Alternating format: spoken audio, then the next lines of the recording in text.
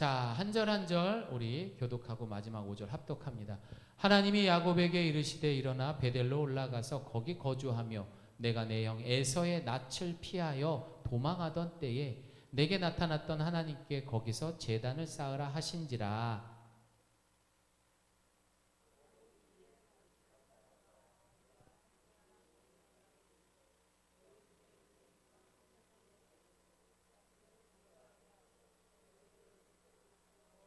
우리가 일어나 베델로 올라가자 내 환난 날에 내게 응답하시며 가는 길에서 나와 함께 하신 하나님께 내가 거기서 제단을 쌓으려 하노라 하매.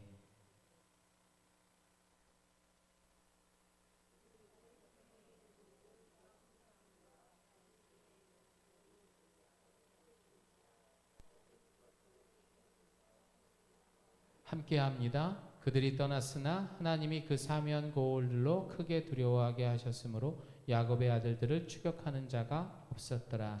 아멘. 광고 하나 더 드리겠습니다. 지금 연혜영 권사님께서 지난번 문자에 제가 올려드렸잖아요. 기도 부탁드렸던 것처럼 순천향병원에서 요즘 최근에 좀 안색이 안 좋으셨는데 여러 가지 지금 검사를 좀 계속 받고 계세요. 그리고 다행히 뭐 큰 질병은 아니라 몸에 염증 수치가 많이 높아서 몸이 많이, 또 당뇨가 좀 심하시거든요. 그러다 보니까 이게 이제 좀 몸에 많이 힘들었던 것 같아요. 많이 좋아지셨고 식사도 지금 잘 하고 계시는 상황입니다. 계속해서 기도 부탁드리겠습니다. 프랑스 시인 풀 발레리라는 사람은요, 용기를 내어 그대의 삶을 살아내지 않으면요 머지않아서 그대는 살아온 대로 생각될 것이다 라는 말을 했습니다. 이거 좀 생각을 해볼 필요가 있는 말인 것 같아요. 좀 어려울 수도 있어요. 여러분, 이 이야기의 그대로의 모습이 바로 창세기에 나타난 야곱의 모습입니다. 심지어 지난주 자신의 딸이 디나가 강간을 당하고 지금 위기 속에 있는 그 야곱의 모습이 마치 이 명언과 똑같다라는 겁니다. 이 말을 더 쉽게 한번 제가 풀이하자면요, 생각하는 대로 살지 않으면 사는 대로 생각하게 되는 겁니다. 우리 한번 읽어볼까요? 시작. 네. 그런데 그 앞서서 뭐가 있냐면 용기를 내어서 그대의 삶을 살지 않으면, 용기라는 말을 썼어요. 다시 말해서 결단하지 않는다면은 여전히 자신의 옛날 습관대로 살아갈 수밖에 없습니다. 뭐 이걸 또 막 적지 마세요, 여러분. 다 이따가 얘기할 겁니다. 그래서 우선순위를 잇고 우상이 가득한 삶을 야곱은 살았던 것입니다. 그는 과거 광야에서 처음 하나님 앞에 이 베델이라는 곳에서 약속, 베델이라는 이름을 가진 곳에서 서원 기도를 했습니다. 세상 풍요에 길들여져 보이고 느껴지는 생각하며 살아가는 것, 이것이 마치 자신에게 인생의 평안이라고 착각을 했던 것입니다. 하지만 여러분, 그 착각과 사는 대로 생각했던 그 야곱의 대가는 참혹했습니다. 그 딸이 희생양이 된 거죠. 세겜 땅에서 벌어진 피비린내 나는 이 학살극은요, 그가 세상과 타협에 만든 가짜 평화를 단숨에 산산조각 나버리게 된 것입니다. 죽음의 공포라는 눈앞에 위기가 와야 정신을 차렸습니다. 아이고, 내가 진짜 잘못을 했었구나. 아이고, 내가 생각하는 대로 살지 않고 그냥 내가 사는 대로 생각하면서 내 눈과 내 느낌대로만, 감정대로만 살았구나. 그리고 그 위기가 와서야만 그때 깨닫고 이게 허상이었구나, 이게 썩어질 것이었구나 하면서 깨달았던 거예요. 꼭 그렇게 멱살을 잡고 흔들어야만, 위기가 와야만 정신 차리는 게 우리 인간, 고집불통의 우리 연약한 우리 인간의 모습이라는 겁니다. 아프다가도 딸만 보면은 아빠 미소가 한가득이네요. 저는 돈을 많이 벌면은 좋은 아빠라고 생각을 했던 것 같아요. 애한테 기억은 아빠가 같이 옆에 있어주고 놀아주는 그게 좋은 아빠지, 돈도 모르는 애한테 나는 돈을 벌어야 된다는 생각만 가지고 있었던 게 나쁜 아빠였죠. 예전에는 이렇게 돈을 더 많이 벌려고만 더 있으면 더 좋지 그런 생각을 많이 했는데 요즘에는 이제 가족들하고 어울리고 그런 거를 더 중시하더라고요. 그래서 더 좋아요? 좋죠. 그것보다 더 좋은 게 어디 있어요. 저는 이제 외국에서 주로 생활을 했으니까 애들 뭐 입학식도 못 가고 또 여러 가지 놓치는 것들, 아이들 잘하는 것도 못 받고 돈만 갖다 주면 되는 줄 알았어요. 그때는 그게 첫 번째라고 생각을 했던 것 같아요. 근데 지금 이제 사고 이후에 좀 바뀐 거는 함께 시간을 또 좀 많이 보내고 여러 그런 것들, 그런 거로 지금 또 가치가 바뀌어서 저는 지금이 더 좋은 것 같아요. 여러분, 이 두 분들은요, 한때 연예계에서 굉장히 날렸던 분들입니다. 그런데 하반신 불구가 돼보고 또 기획사의 문제로 인해서 엄청난 어마어마한 빚을 갖게 되면서 그때 깨닫고 그때서야 비로소 아니었구나 라고 깨닫게 된 것입니다.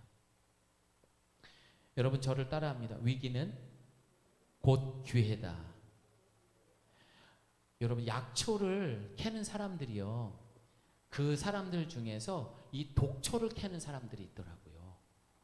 그런데 여러분 진짜 조심해야 되는 게, 이 쑥인 줄 알고 땄는데 그게 요만큼만 먹어도 완전 그런 독초를 캐는 사람들이 있어요. 조심하셔야 돼요. 과거에 장희빈을 이렇게 사약으로 만들었던 투구꽃이라는 독초가 있습니다. 막 그런 것들만 따는데 요만큼만 먹어도 사람이 죽습니다. 그러면 이 사람한테 물어본 거예요. 아니, 도대체 그럼 이 약을 어디에 씁니까? 그러면서 이 사람이 하는 말이요, 다른 약초들을 쓰다 안다면 이 독을 쓴대요. 그러면은 이 치료제로 된다라는 거죠. 어마어마한 가격들이더라고요. 그리고 7.4라는 이 독사가 있습니다. 까치 독사, 맹독을 가진 건데 독사에게 물리게 되면 7발짝도 안 돼서 사망하게 된대요. 그렇게 독한 독인데, 여러분, 그 무서운 뱀의 독을 어디에 쓰는 줄 아십니까? 인간이 정복할 수 없는 암 치료제로 사용하고 있답니다. 독인데요, 사람을 살리는 것에 사용하고 있대요. 저를 따라합니다. 위기는 곧 기회다. 고난은 곧 축복이다. 그래서 성경은 이 이야기를 하고 있는 것입니다. 이제 그 위기 속에서 하나님은 말씀하십니다. 저를 따라합니다. 일어나 베델로 가라. 여러분, 여기서 이 베델은요, 위기를 모면하기 위해서 일시적으로 종교적 피난처나 마음의 그런 위안을 얻는 그런 곳이 아닙니다. 그곳은 세상이 주는 안정, 만족이라는 가짜 정체성들을 완전히 다 버리는 곳이에요. 하나님 앞에. 그리고 진짜 내 영혼에 얼마나 초라하고 얼마나 죄인된 그 민낯을 확인하는 자리, 거기가 바로 베델이라는 곳이에요. 하나님은 오늘 그런 위기에 처한 야곱을 향해서 일어나 베델로 가라 라고 오늘 말씀하고 있는 것입니다. 창세기에서 말하는 성도의 진짜 본질은요, 나의 소유, 성취, 그리고 무슨 자격 이딴 거에 없습니다. 죄송합니다. 이딴 거에 없어요. 우리의 본질은요, 우리 하나님의 자녀라는 신분과 그분과의 온전한, 저를 따라합니다, 관계, 온전한 관계 안에서만 존재한다라는 거예요. 네가 이만큼 뭐를 했구나, 네가 뭘 이렇게 해서 이루었구나, 하나님 관심 없습니다. 오로지 네가 하나님 자녀라는 신분과 네가 나와의 어떤 관계인지, 하나님은 오직 거기에만 관심이 있습니다. 오늘 이 시간 내가 가장 힘들 때 하나님 앞에 기도했던 것들이 무엇입니까? 있잖아요. 하나님, 저 너무 힘들어요. 살려주세요. 저입니다. 저 흉내 내는 거예요. 순수하게 그렇게 가장 밑바닥에서 울며 간절히 기도했던 그 베델로 돌아가는 오늘 저와 여러분 되기를 소망합니다. 여러분, 첫 번째입니다. 위기는 하나님의 말씀에, 시작. 위기는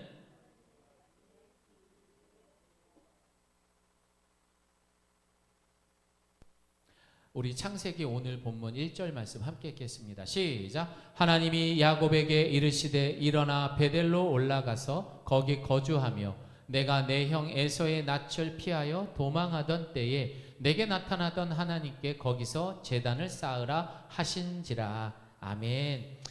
여러분 본문을 보면 느끼는 게 있습니다. 아니 하나님, 아니 이 야곱이 이 정도까지 이 피비린내라고 그랬잖아요.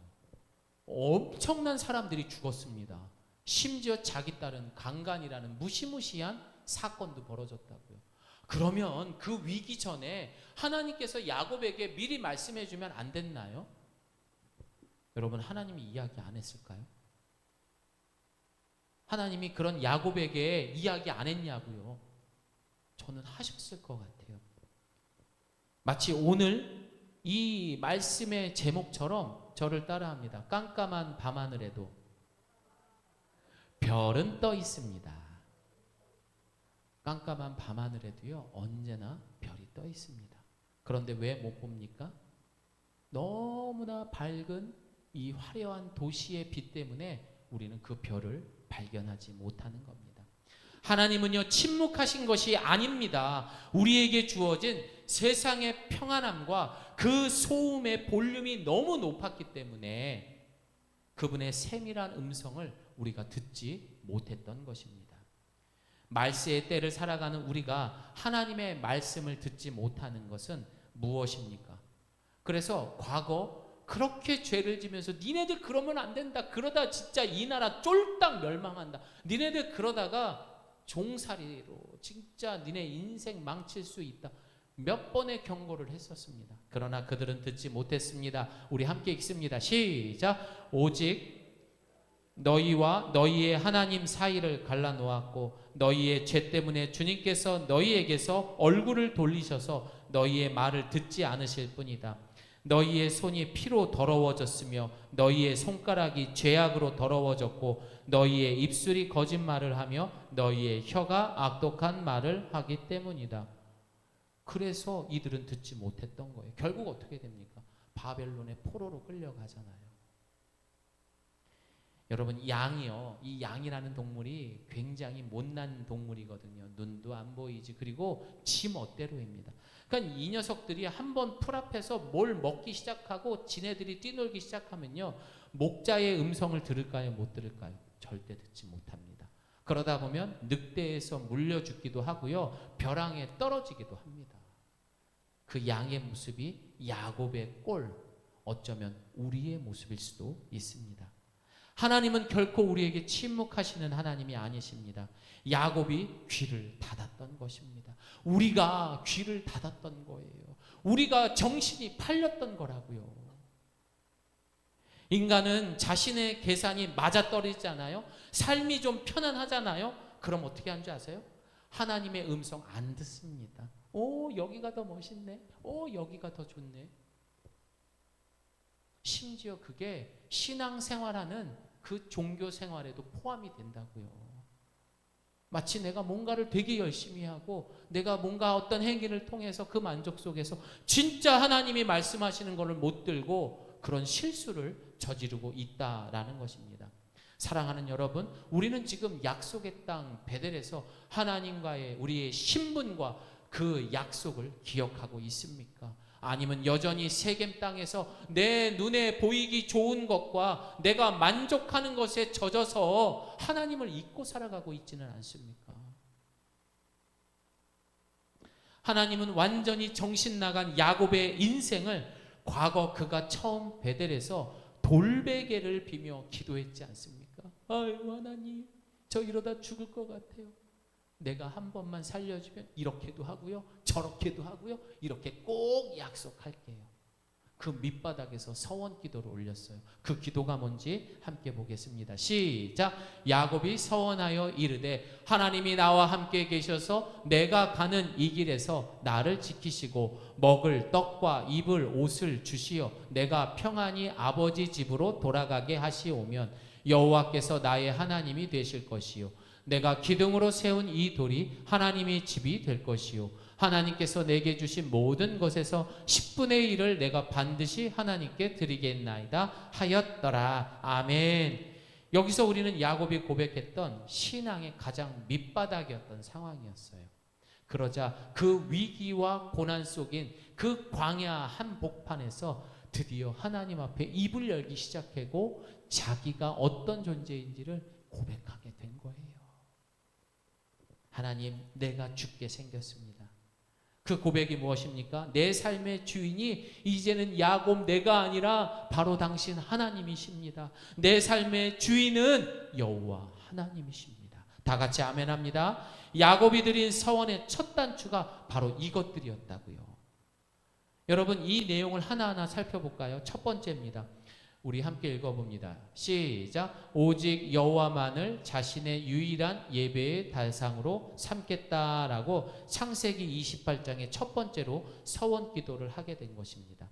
성도의 본질은요, 내 삶에 앉아있는 그 왕좌에 내려가는 거예요. 그리고 누가 앉아요? 예수님이 앉으셔야 되는 겁니다.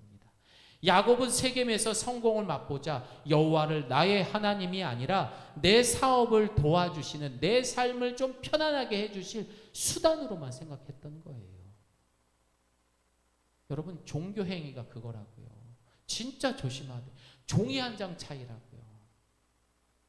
위기는요, 이 깨어진 관계와 주권을 다시 회복하라는 부르심입니다. 저를 따라합니다. 위기는 부르심이에요. 너 이러면 안 돼. 두 번째입니다. 우리 함께 읽겠습니다. 시작. 이 돌이 하나님의 집이 될 것이요 하면서 야곱은 자신의 서원 기도를 했던 것입니다. 우리 노란 글씨도 보이는 분들은 크게 읽어주세요. 시작. 나를 하나님의 성전으로 빌어가실 주권적 은혜 앞에 항복. 야곱이 베고 잤던 그 거칠고 딱딱했던 그 돌 베개가 야곱의 현 주소인 거예요. 여러분, 야곱이 편안했으면 푹신한 베개를 볐지 이 딱딱한 돌 베개를 비웠겠습니까? 내 힘으로 하나님의 집을 짓는 것이 아닙니다. 여러분, 여러분이 지금 누리고 살아가는 모든 것들이 내가 하는 것이 아니라고요. 하나님은요, 망하게도 하고 흥하게도 하십니다. 하나님이 친히 광야 같은 내 삶에 찾아오셔서 돌베개 같던 나를 하나님의 거룩한 처소로 빚어가시는 것이 바로 복음의 기적이라는 것입니다. 야곱은 창세기 33장에서 여러분 자신의 그런 가축을 이제 막 늘어가는 것들, 그리고 자신의 집, 우릿간 이런 것들을 지어갔죠. 하나님의 집은 짓지 않았다라는 것입니다. 오늘 우리가 해야 할 진짜 결단은요, 내 힘으로 무언가를 해내겠다라는 영웅주의가 아닙니다. 여러분이 하는 것 같아요? 내가 새벽 기도 좀 나간다고, 내가 말씀 좀 읽는다고. 요즘 수요 예배 때마다 우리 사모님께서, 제가 요즘 말씀을 좀 읽거든요. 항상 말씀 많이 읽는다라는 이야기를 합니다. 훌륭합니다, 여러분. 근데 그게 또 전부가 아니라는 거예요.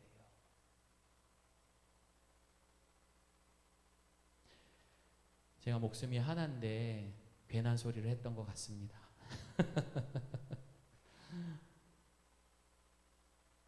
여러분, 내 모든 소유가 100% 하나님의 은혜로 주어진 것임을 인정해야 되는 것입니다. 세 번째입니다. 시작. 10분의 1을 반드시 하나님께 드리겠다. 여러분, 11조는요, 내가 여유 있고 잘 될 때 내가 일부를 하나님께 떼어드리는 복채나 뇌물 이런 거 아니에요, 여러분. 이건 뭐예요? 방금 이야기했던 것처럼 내가 가진 모든 소유, 이것들이 하나님의 은혜로 주어진 것입니다를 인정하는 내 신앙적 고백이에요. 하나님이 나에게 해주셨던 모든 것들이 내가 열심히 노력해서 이루어낸 것이 아니라 하나님이 나에게 맡겨주신 거예요. 맡겨주셨다. 이게 무슨 삶이에요? 따라합니다. 청지기 삶. 예, 맡겨주신 삶입니다. 이게 청지기의 인생이라는 거죠. 즉, 내 삶의 시간, 돈, 건강, 재능, 심지어 자녀들까지 진짜 주인은 하나님이심을 믿으시기 바랍니다. 나는 그것을 잠시 맡은 관리인 청직이라는 거예요. 여러분은 내 자녀는 내 소유가 아니라고요. 야곱은 지금의 안정과 만족의 땅, 세겜에서 자신이 누리는 것들이 관리인이라는 청지기 신분이라는 것을 야곱은 까맣게 잊고 있었던 것입니다. 내가 이렇게 고생해서 이만큼 이뤄낸 것들인데, 그러니 또 얼마나 아깝겠고 얼마나 집착을 했겠습니까? 그럴수록 하나님의 관계는 더 멀어졌던 것입니다.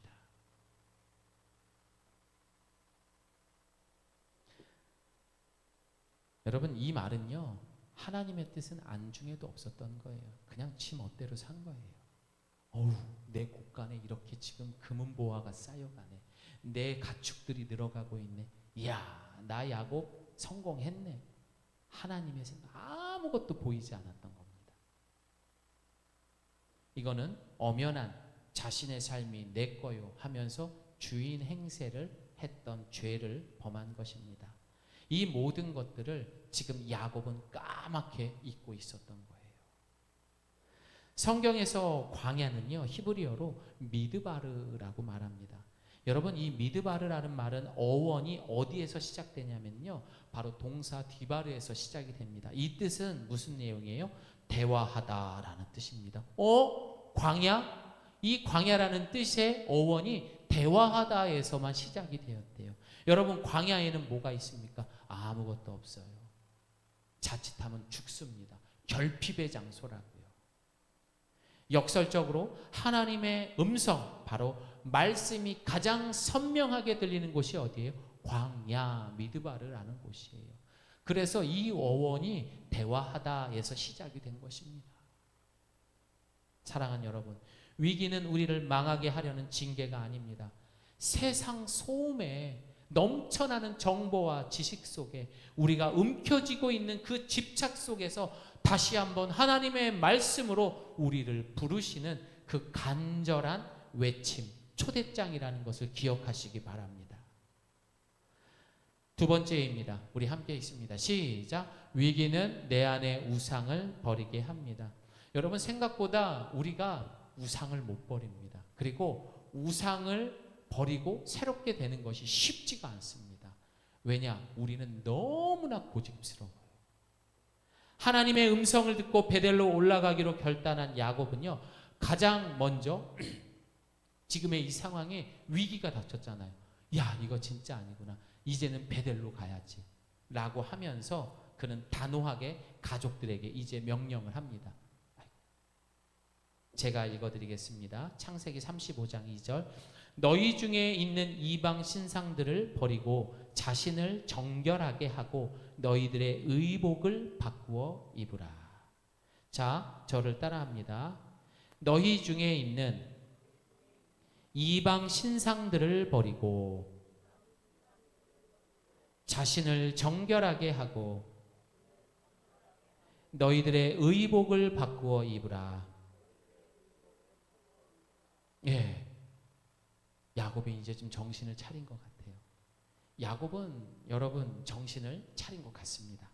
사실 하나님을 알아도 그의 가정 안에 이미 수많은 그런 이방신들이, 사실상 야곱은 하나님을 알고 예배를 드림에도 불구하고 함께 생활을 했던 거예요. 그 첫 번째로 알고 있었던 것이 뭡니까? 야곱이 가장 사랑했던 여자 이름이 무엇입니까? 이순이었습니까? 누구였습니까? 김수미였습니까? 라헬이죠, 여러분. 라헬. 예. 이 라헬이 친정집을 떠나올 때 그 가정의 수호신이었던 뭘 훔쳐오죠? 드라빔을 훔쳐오잖아요. 여러분, 이게 뭡니까? 우상이란 말이에요. 이걸 훔쳐오면 왠지 내가 이제 아버지 품에 떠나서도 잘 살 거라는 그런 생각을 했던 거죠. 그 우상을 가지고 왔단 말이죠. 여러분, 라헬은 하나님을 몰랐을까요? 하나님 알았습니다. 여러분, 라헬은요, 하나님의 기적도 경험했던 사람이었습니다. 하나님의 살아계심을 누구보다도 체험했던 사람이라고요. 그런데 왜 그녀는 그토록 우상을 포기하지 못했을까요? 그걸 라헬에게 묻지 말고 여러분 스스로에게, 우리에게 질문하길 바랍니다. 여러분은, 우리는 왜 우상을 포기하지 못합니까? 왜 물질, 건강, 직장, 자녀, 왜 이런 것들 포기하지 못합니까? 팀 켈러의 내가 만든 신이라는 책에서 자, 우리 이국 성도님 큰 소리로 한번 읽어주시기를 바랍니다. 무엇이든 시작. 당신에게 하나님보다 더 중요한 것이다. 무엇이든 하나님보다 더 크게 당신의 마음과 생각을 차지하는 것이다. 하나님만이 주실 수 있는 것을 다른 데서 얻으려 한다면 그게 바로 우상이다. 이렇게 써 있어요. 그 책에 보면. 저를 따라합니다. 내가 만든 신은 반드시 나를 배신한다. 네, 그게 우상의 마지막 최후의 모습입니다. 이러한 모습은 아브라함이 할아버지 야곱의 가정에 너무나도 자연스럽게 배어 있었습니다. 어쩌면 세겜 땅의 야곱 가족은 오늘날 바쁜 우리 가정처럼, 우리처럼 하나님은 너무나도 거룩하고 멀리 있는 하나님이라고 착각하며 매주 그냥 주일만 오는 거예요. 아유, 이것만 하면 됐지. 하나님을 믿으면서도 다른 것에 평안을 찾고 있고 다른 것에서 기쁨을 찾고 있고 동시에 내 미래를 담보로 해서 세상의 보험을 하나 더 들고 싶은 거, 여러분 그게 우상이라고요. 결국 배신당한다. 그러나 하나님은 우리가 우상과 하나님을 동시에 섬기는 이 양다리 신앙, 무슨 신앙이요? 양다리 신앙. 이것을 결코 방치하지 않으셔죠. 여러분, 내 아내가, 내 남편이 다른 여자와 양다리를 걸치고 있어요. 사모님 어떻게 하겠습니까?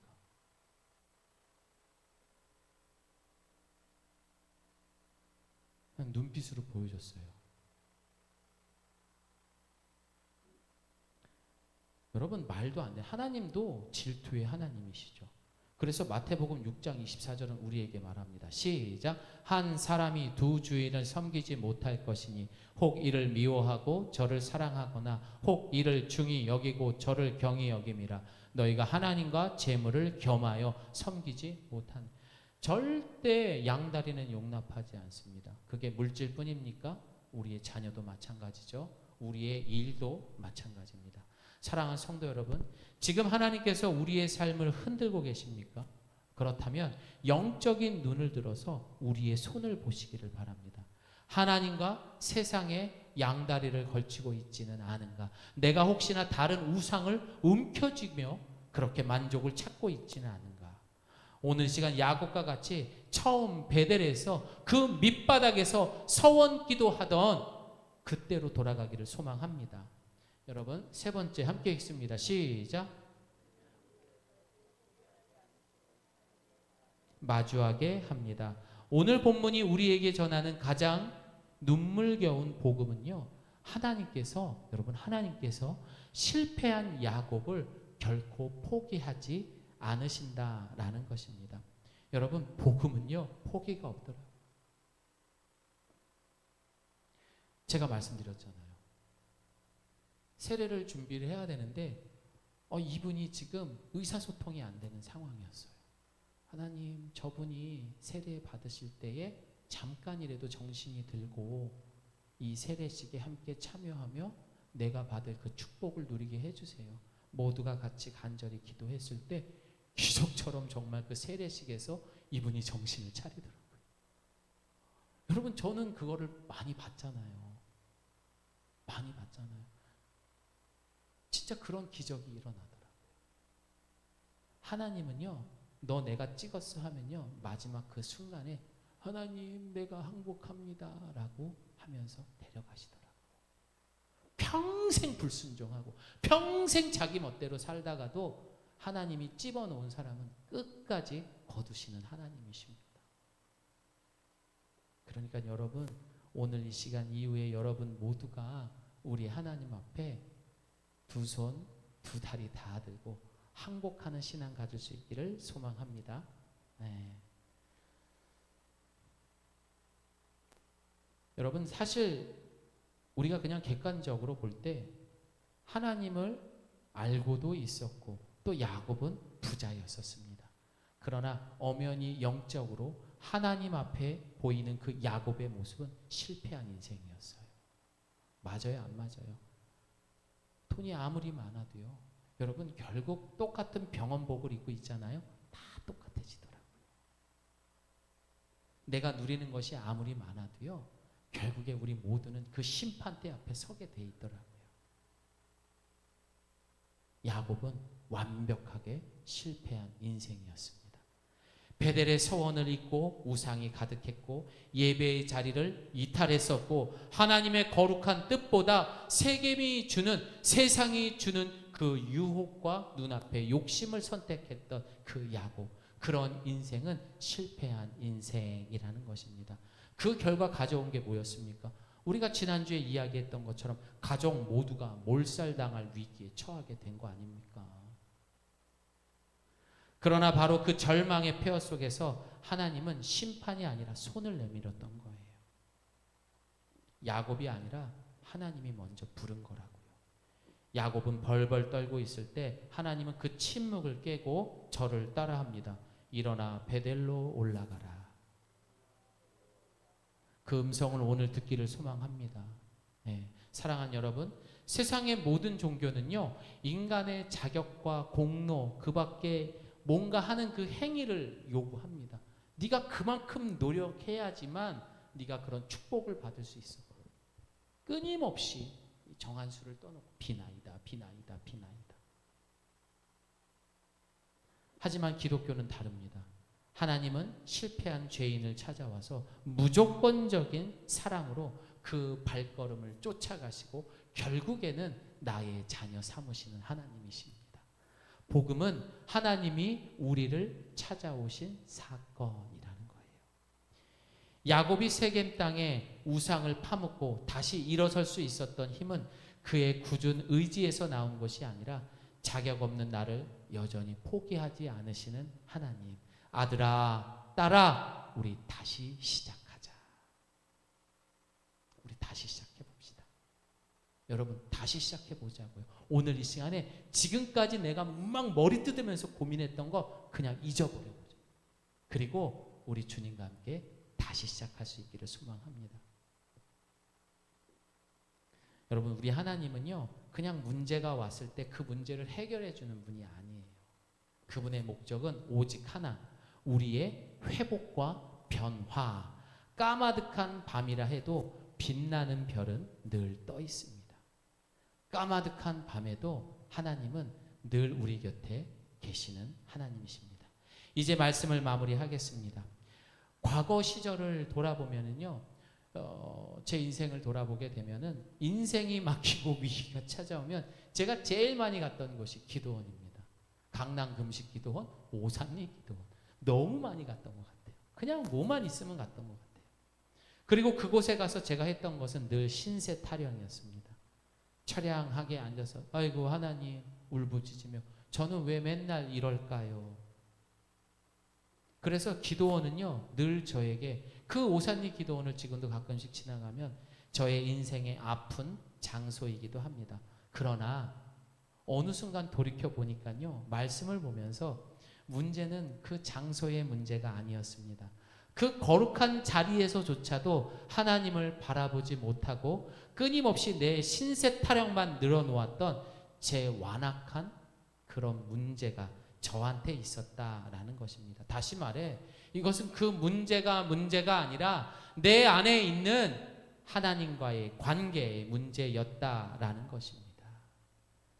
지금 내 삶에 문제가 있다면 다른 것 탓하지 마십시오.